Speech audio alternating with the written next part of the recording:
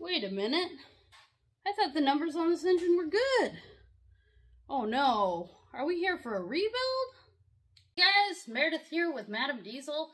And yes, this engine is undergoing an overhaul. Whether it's premature or not, we don't know. It had excellent compression numbers coming into the shop. However, we still found problems with it, enough to tear it down. We're almost down to the block. I'm going to take you along with me doing some of the repairs and talking about some of the common issues that these engines face just in normal operation, and how operator error actually causes these to prematurely wear out. So this is a really common issue.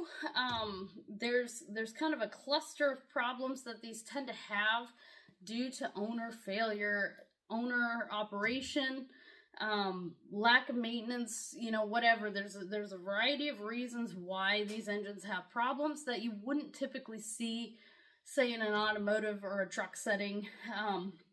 This is somewhat unique to the field of recreational marine. I don't even see it that much on commercial ships because the engines are operated completely differently. So that's what this video is going to be about. We're going to talk about some of the main failure causes. I'm going to show you some real life problems, both with this engine and some other engines I have laying around the shop. And we'll go through this stuff one by one so you can understand what not to do. So where I'm going to start out is pistons. And these guys, these are 3 pistons out of the engine that you saw on the workbench. This particular engine, you're probably asking, well, what killed this engine, Meredith? And honestly, this engine was kind of had the syndrome, death by 1,000 cuts. So lots of small things, nothing major. However, this brings me to a point of why I typically see this engine, why I keep rebuilding these engines way prematurely, and what you can do about it. So I want to talk about pistons first, because this is a part of the engine that a lot of people typically don't see. Think of an engine as a big fancy air compressor, essentially. This piston acts like a plunger, and it slides up and down inside the engine block. The engine block has a cylindrical bore that this fits inside very precisely, and this piston will compress air, and when the fuel combusts, it helps push the piston down, the piston rotates, and it converts this linear up and down motion into rotating motion that we can actually use. So one of the most common problems that brings lots of engines into the shop, especially the recreational marine diesel shop, is carbon. Now this engine, I cleaned up some of this carbon on the top of the piston, but you can see kind of the remainder. You can see a little bit of excess, not a whole ton. Maybe there's a splotch there. I think these pistons, they weren't the worst I've seen. So while there was carbon and it was starting to become a problem, you can see how it's kind of working its way down. This was not the main cause. All 3 piston rings are loose on all of the pistons, so that's good. Here's piston number 3. So when a diesel engine is not run up to temp and run hard under load, you get a ton of excess carbon and soot. That is one of the #1 causes of issues for any diesel, no matter how big. And one of the things it will do is it will seize up piston rings. These little guys sliding around are called piston rings. And they essentially act as plunger gaskets. Think of a rubber plunger inside a syringe. They help seal the compression in the top of the cylinder and keep it up here. They also help drag oil up and down the cylinder walls. So you have different types of piston rings The top ring is called a compression ring or a keystone ring. It's the primary ring that keeps the compression up above the piston where it belongs, in the top of the cylinder. The second ring, that's kind of in the middle, hard to show all this, does two jobs. It is a secondary compression ring, but it also helps to scrape oil up and down the cylinder. The third ring, that looks very different, is an oil scraper ring. And this guy has a spring underneath it. It's actually a two-piece ring. The spring is underneath, and then these two light scrapers on either edge help to spread oil up and down the cylinder as the piston slides up and down the cylinder. So this piston didn't have a lot of damage. It'll be easily cleaned up and reused. We're gonna remove all the rings. No apparent extra play, no bent connecting rod. What we did notice, and this is where we play into kind of the death of 1,000 cuts, is the bearings that you normally would find inside the connecting rod had more than normal wear, and kind of hard to see on camera, but as we were tearing into this little Yanmar, it was apparent that this engine had experienced a severe overheating issue. And I don't know if you can see that on camera, but there's actually flakes of the outer chromium layer of this bearing that are missing. There's also excess wear on the outside. The bearing was actually starting to slide, starting to move, along with evidence of dirt and crud. You know, there's a bunch of scratch marks from chunks of potentially metal, carbon, just dirt from the outside world going through it. So since we are in this deep, it's not hard to replace these. That's why we decided to tear this down. I'm glad we inspected it. This would have not lasted forever. The engine would have had problems depending on how it was operated from here on out. And these aren't expensive. These particular bearings on this engine, I think, are about $30 or less per set. So we might as well throw them in now since the engine is on the workbench and it's easy to do, versus put it in the boat, go to the expense of installing this engine, and then in a few years having a major problem because of worn out bearings or damaged bearings. So that was the determining factor. There's some evidence of piston slap. Piston slap is where, as the piston slides up and down in the cylinder, it hits the side of the cylinder walls.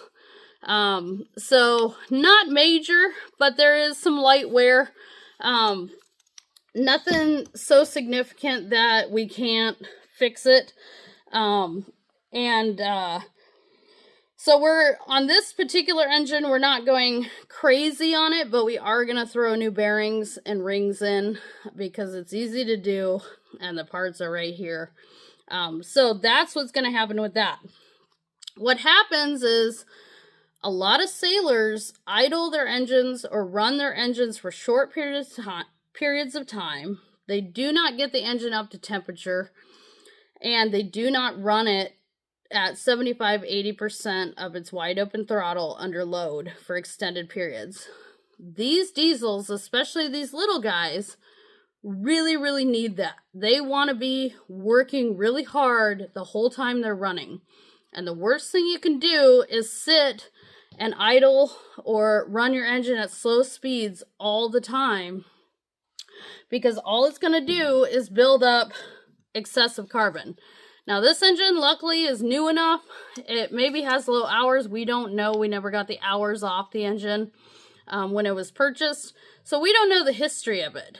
I cleaned up a bunch of carbon. However, one thing I did notice, and I'll show you this next, is the cylinders are significantly glazed over. So even though these piston rings were still functioning and doing their job, the cylinder walls were starting to get shiny and glazed over, and that would have resulted in blow-by eventually. So it was time to just clean things up, refresh this engine so it can continue serving a good life.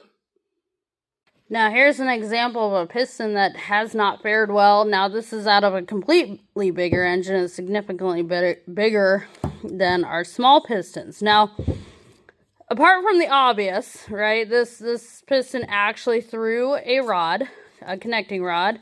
You can see part of the piston skirt is taken out. The rod is obviously bent. We're not going to focus on that at the moment. What I want to show you that we didn't see on the earlier pistons is this piston actually has stuck piston rings. So this top compression keystone ring is physically stuck. Like I can't slide it around. And you can see all this carbon. The bottom oil scraper ring, well, that one's seized up. Well, it's spinning a little bit. The center ring is half stuck. This piece is stuck, but this piece is loose. And that is from excessive idling. This piston's one of my classroom examples. This actually happened because of starting fluid. And that's how that catastrophically failed. I'm going to show you another Yanmar piston that isn't quite as dramatic, and let's see if you can see the issue. So take a look at this piston. This is another piston out of another Yanmar 3GM30F, and look at how different it is in relation to the pistons I just pulled. So when I'm talking carbon, this is what happens the more it gets sooted up. These rings still loose for now. They were not when we originally pulled them. But believe it or not, this piston is hard to see, but if you look at the connecting rod, it is not straight. This is also another result of starting fluid, using starting fluid to start these engines. So I will do a video on starting fluid and why you don't want to do it. There's a lot of reasons, but a big one is bent connecting rods. So the final thing that I want to show you today, why these little engines tend to fail, is because of the carbon and because of the damage to the cylinders. I want to show you what glazed cylinders look like. So let me grab my flashlight.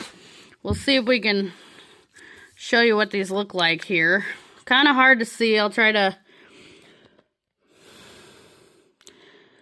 Now, this engine was stored outside, so there's obviously some signs of moisture. There's also a fairly significant amount of vertical scratching. I'm sorry, hard to see on the camera. But if you look closely, there's kind of this foggy white stuff.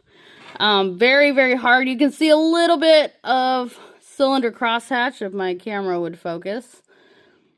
Let's see.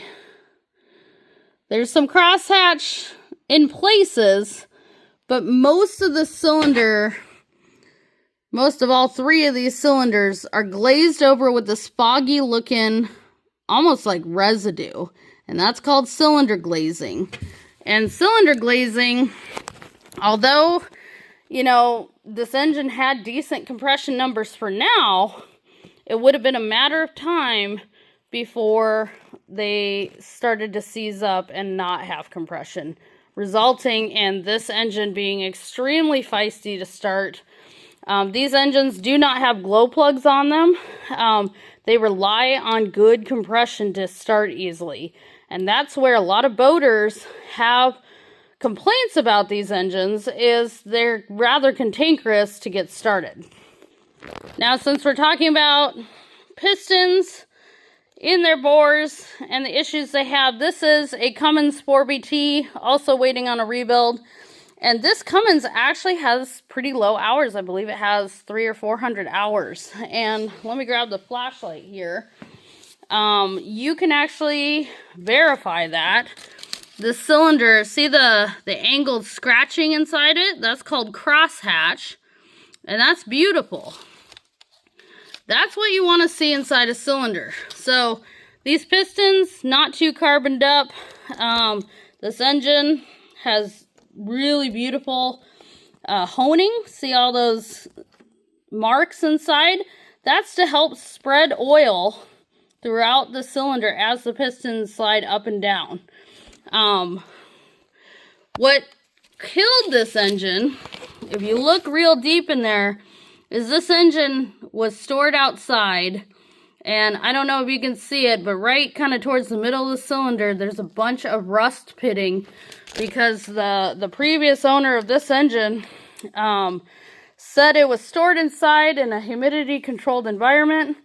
Another boat owner bought it to clean it up and run it, and unfortunately the cylinders are so pitted that this thing needs new liners, new piston rings because of the corrosion. So that's kind of a mix on what you're going to see in cylinders. There's no way to really tell until you get in there and actually look.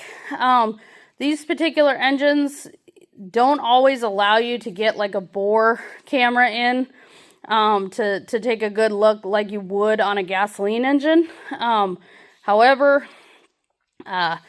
a lot of damage can happen just by not running these things hard enough. And that is probably the #1 cause why I see so many low-hour engines in my shop. Well, did you learn something? I hope you're able to take all these little tidbits and apply them to your own situation. Hopefully to prevent major issues or catastrophic failure down the road. This particular engine, while not the most dramatic in terms of the failure game, still, you know, needed to be maintained, cleaned up, and revived. And that's what we're doing here. I will continue to shoot different videos of how all these different systems inside the engine work together. We're going to talk about the oil system, the coolant system, all kinds of stuff. I want you to understand how this stuff works together because that's going to make diagnosing a lot easier down the road, especially if you're in an emergency and you can't think straight. Time flies when bad things are happening. So I do want to continue to walk you guys through how, you know, a basic engine like this works. And this applies to every engine out there. Whether it's a mechanical engine like what you're seeing or a brand new electronically controlled engine, it does not matter. They all function on the same concepts. These engines even have technology that came from the steam engine days. So there's a lot to learn here, a lot to talk about. I hope to see you next week, and thanks for watching.